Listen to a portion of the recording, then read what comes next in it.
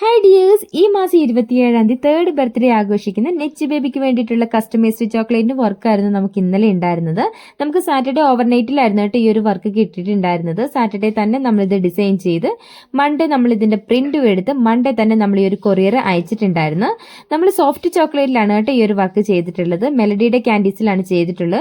മെലഡിയുടെ 2 candies ഉൾപ്പെടുത്തിയിട്ടുള്ള ഒരു customised chocolate ആയിരുന്നു. 2 ക്യാൻഡി ഉൾപ്പെടുത്തി നമ്മൾ ഈ ഒരു കസ്റ്റമൈസ്ഡ് ചോക്ലേറ്റ് വരുമ്പം നമുക്കൊരു ചോക്ലേറ്റിന് 7 രൂപയായിരിക്കും കേട്ടോ വരുന്നതും.